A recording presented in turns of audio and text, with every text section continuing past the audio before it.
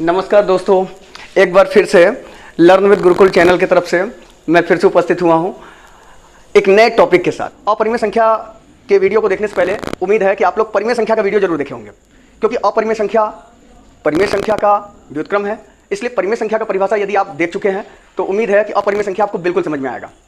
क्योंकि परिमेय संख्या की परिभाषा में हम लोगों ने क्या पढ़ा था कि ऐसी संख्या जिनको P/Q के रूप में लिखा जा सकता है। लेकिन अपरिमेय संख्या में क्या है कि ऐसी संख्या जिसको P/Q के रूप में नहीं लिखा जा सकता है। कितना आसान परिभाषा है, बिल्कुल आप लोग समझ सकते हैं कि ऐसी संख्याएं जिन्हें P/Q के रूप में नहीं लिखा जा सकता है,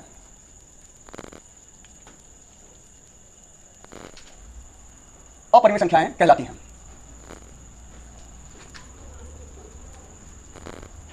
उम्मीद है कि आपको यह बात अच्छे से समझ में आ चुका होगा कि ऐसी संख्याएं जिनको P/Q के रूप में नहीं लिखा जा सकता। पॉइंट पे ध्यान दीजिएगा, P/Q के रूप में हम लोग इसको नहीं लिख सकते हैं, अपरिमेय संख्या कहलाते हैं। इसे अंग्रेजी में इरेशनल नंबर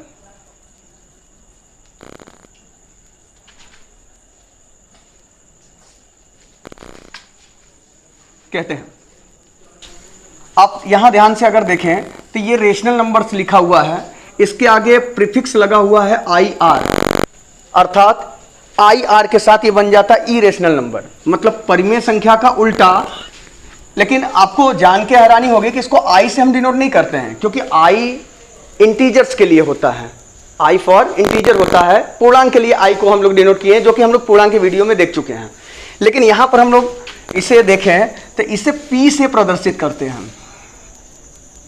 यदि हम लोग P वर्ड के बारे में डिस्कशन करें तो हमें परिमेय संख्या और अपरिमेय संख्या के समूह को समझना पड़ेगा, क्योंकि परिमेय संख्या और अपरिमेय संख्या दोनों को मिला करके एक विशेष संख्या बनता है, जिसको हम लोग कहते हैं वास्तविक संख्या। इस P का इतिहास आपको अगर समझना है तो आपको एक शब्द समझना पड़ेगा कि वास्तविक संख्या क्या है। आपके इंफॉर्मेशन के लिए बता दें कि वास्तविक संख्या की वीडियो अभी आगे आने वाली है, लेकिन अपरिमेय संख्या के साथ इसका एक जुड़ाव है, इसलिए हम लोग वास्तविक संख्या को आज ही समझ लेते हैं थोड़ा शॉर्ट में। वास्तविक संख्या, परिमेय संख्या और अपरिमेय संख्या का समुच्चय होता है, अर्थात परिमेय और अपरिमेय संख्याओं को मिलाकर वास्तविक संख्या बनता है। हम लोग परिमेय संख्या को Q से प्रदर्शित करते हैं। Q फॉर होता है कोसेंट, जबकि वास्तविक संख्या को R से प्रदर्शित करते हैं। R फॉर होता है रियल नंबर्स।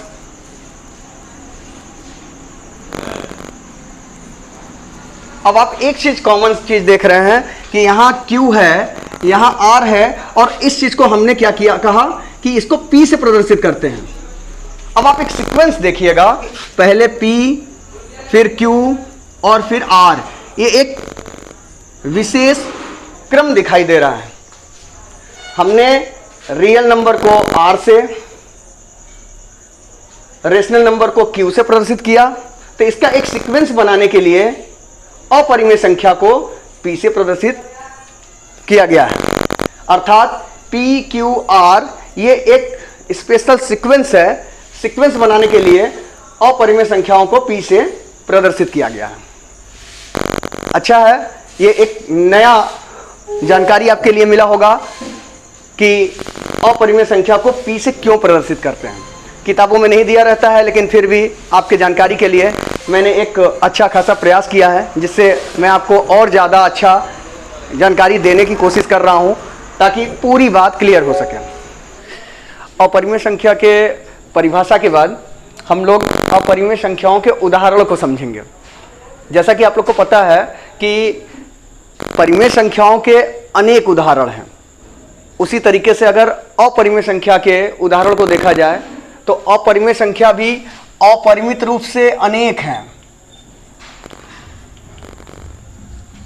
अच्छे से समझ में आ चुका होगा कि अपरिमित रूप से अर्थात अनंत अपरिमेय संख्याएं उदाहरण के रूप में देखे जा सकते हैं। आपको ब्लैकबोर्ड पर अपरिमेय संख्याओं का कुछ उदाहरण दर्शाया गया है, जिसको देख करके आप समझ सकते हैं कि इसको हमने ग्रुप में क्यों दर्शाया है। इस चीज़ को समझने के लिए कुछ बातों को समझना पड़ेगा। जैसे पहले वाले ग्रुप में मैंने करड़ी में 2, करड़ी में 3, करड़ी में 5, करड़ी में 7 ऐसे करके संख्याओं को प्रदर्शित किया है। इसको समझने के लिए आपको इस बात को समझना पड़ेगा कि जिन धनात्मक संख्याओं का पूर्ण वर्गमूल न प्राप्त हो वे सभी संख्याएं अपरिमेय संख्याएं कहलाती हैं। जैसे आप लोग देख रहे हैं करड़ी में 2 लिखा हुआ है, तो 2 का हम लोग पूर्ण वर्गमूल प्राप्त नहीं कर सकते। इस पूर्ण वर्गमूल वर्ड को अगर समझना है तो आप इस चीज को समझ सकते हैं। जैसे यहाँ पर लिखा हुआ है करड़ी में 4, तो इसका वर्गमूल हम 2 निकाल सकते हैं। क्यों? क्योंकि करड़ी में 4 को हम लिख सकते हैं करड़ी में 2 गुणित 2, इसका पेयर बन जाएगा, ये 2 निकल जाएगा। लेकिन अगर हम करड़ी में 2 की बात करें तो इसका गुणनखंड नहीं किया जा सकता, इसलिए इसका न तो पेयर बनेगा न तो पूर्ण वर्गमूल निकल सकता है। तो इसलिए हम लोग बात को समझ चुके होंगे कि जिन धनात्मक संख्याओं का पूर्ण वर्गमूल ज्ञात नहीं किया जा सकता है वो सभी संख्याएं अपरिमेय संख्याएं कहलाती हैं।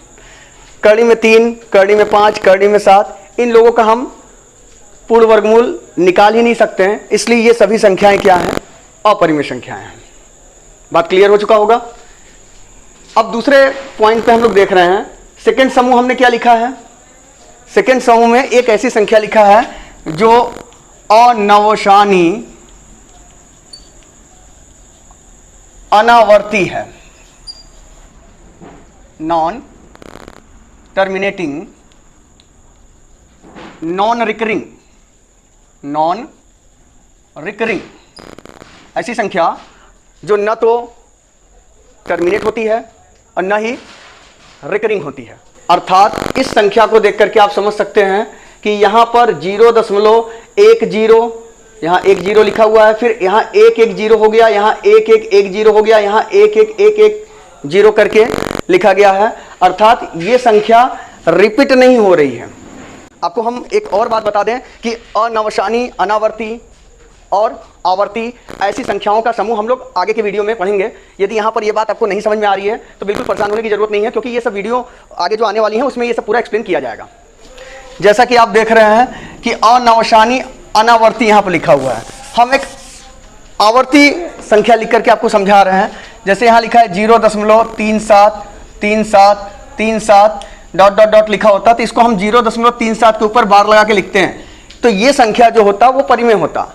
लेकिन यहां पर हम इस संख्या को बार लगा के नहीं लिख सकते हैं, इसलिए ये संख्या परिमेय नहीं है, तो ये अपरिमेय संख्या कहलाएगी। अर्थात वे सभी संख्याएं जो अनवसानी और अनावर्ती हो वो संख्या अपरिमेय संख्या होता है।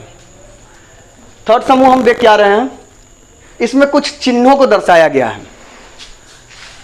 ये सभी के सभी कुछ चिन्ह हैं। जैसे पाई एक ग्रीक का अक्षर है, ई को गणितज्ञ यूलर ने इन नंबरों से प्रदर्शित किया है, फाई को गोल्डन नंबर बताया गया है। ये तीनों के तीनों संख्याएं जो यहाँ पर चिन्ह के आधार पर प्रदर्शित किया गया है, ये सभी संख्याएं इस तरफ अगर आप देखेंगे तो 3.14159265 इसी तरीके से आगे बढ़ते हुए इसका रिपीटेशन कभी होगा ही नहीं। अर्थात ये संख्या आवर्ती नहीं है, क्या है? अनावर्ती है। इसलिए पाई क्या है? एक अपरिमेय संख्या है। इसी प्रकार नीचे की और भी संख्याओं को यदि आप देखें, यूलर नंबर और गोल्डन नंबर को, तो जिस प्रकार पाई एक अनावर्ती संख्या है उसी तरीके से ये दोनों संख्याएं भी अनावर्ती संख्याएं हैं, इसलिए ये संख्या भी अपरिमेय संख्या है। आपको इतने ढेर सारे संख्याओं का समूह मैंने दिया ताकि आप अपरिमेय संख्या को उदाहरण के तौर पर अच्छे से समझ सकें। उम्मीद है कि ये इंफॉर्मेशन आपके लिए बहुत उपयोगी हुआ होगा। जैसा कि आप लोग अपरिमेय संख्याओं को अच्छे से समझ चुके होंगे, आप गणित में पाइथागोरस को जानते होंगे। ग्रीस के गणितज्ञ थे और दार्शनिक भी थे। इन्होंने क्या किया था कि पाइथागोरस प्रमेय दिया था, जो कि त्रिभुज, समकोण त्रिभुज से संबंधित था। समकोण त्रिभुज से संबंधित इन्होंने प्रमेय दिया था, इसलिए पाइथागोरस को गणित में हम लोग एक प्रसिद्ध गणितज्ञ के रूप में जानते हैं।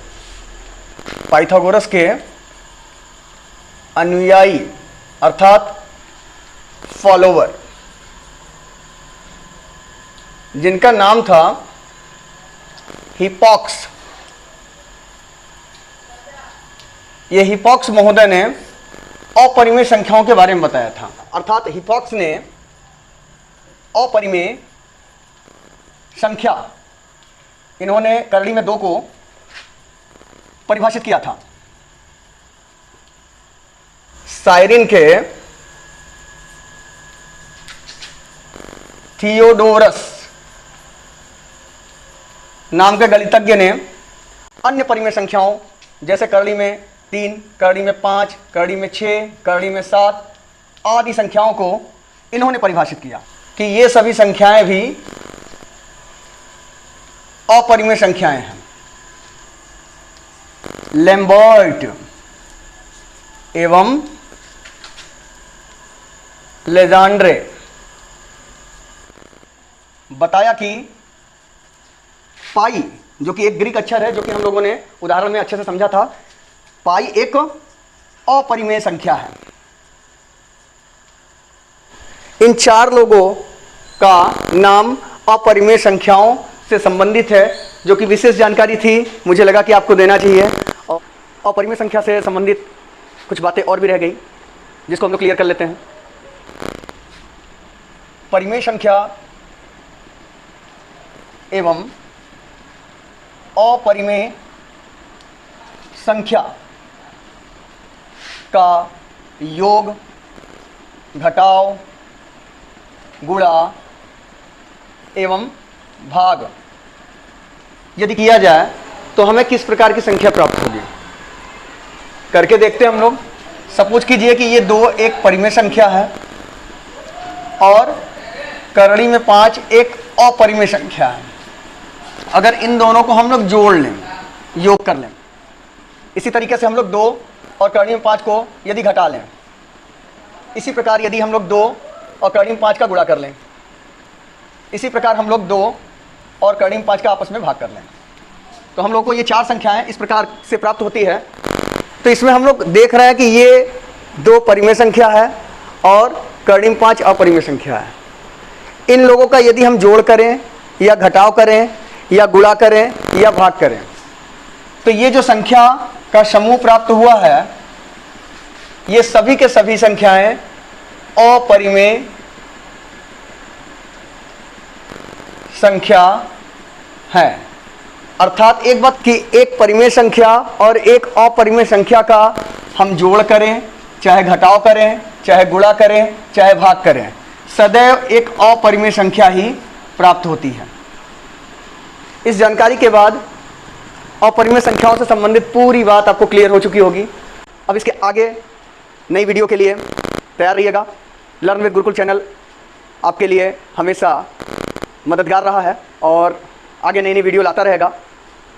धन्यवाद। सब्सक्राइब कीजिए हमारे चैनल को और बेल आइकॉन को दबाइए हमारी लेटेस्ट वीडियो सबसे पहले देखने के लिए।